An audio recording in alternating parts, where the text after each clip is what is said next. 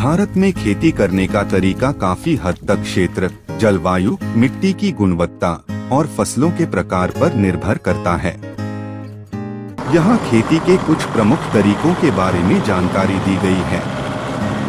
जोताई और बुआई। सबसे पहले किसान खेत को जोतते हैं ताकि मिट्टी में हवा और नमी मिल सके। इसके बाद बीजों को बोया जाता है। बीज बोने का समय और तरीका फसल के प्रकार पर निर्भर करता है। जैसे धान की फसल के लिए पौध तैयार कर रोपाई की जाती है, जबकि गेहूं के लिए सीधे बीज बो दिए जाते हैं। सिंचाई। भारत में कृषि के लिए सिंचाई का बहुत महत्व है। किसानों द्वारा विभिन्न सिंचाई पद्धतियां अपनाई जाती हैं, जैसे नहरों, ट्यूबवेल, बोरवेल और ड्रिप सिंचाई। बारिश के मौसम में वर्षा जल से खेती की जाती है, जबकि सूखे के मौसम में कृत्रिम सिंचाई का सहारा लिया जाता है।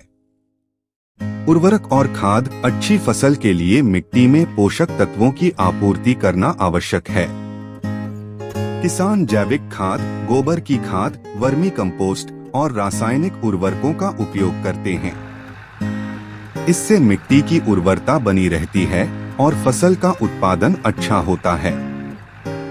कीटनाशक छिड़काव। फसल को कीट और रोगों से बचाने के लिए किसानों द्वारा कीटनाशकों का छिड़काव किया जाता है।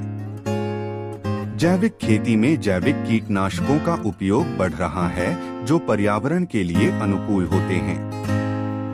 कटाई और मड़ाई। फसल पकने के बाद उसकी कटाई की जाती है। इसके बाद अनाज को भूसे से अलग करने के लिए मड़ाई की जाती है।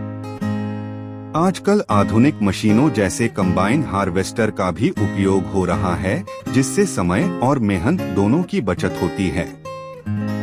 बाजार में बिक्री। कटाई के बाद किसान अपनी फसल को मंडियों या कृषि उत्पाद मंडलियों में बेचते हैं। सरकार द्वारा न्यूनतम समर्थन मूल्य (MSP) भी निर्धारित किया गया है, ताकि किसानों को उनकी फसल का उचित मूल्य मिल सके। भारत में किसानों द्वारा पारंपरिक खेती के साथ साथ आधुनिक तकनीकों का भी उपयोग किया जा रहा है, जिससे उत्पादन में वृद्धि हो रही है।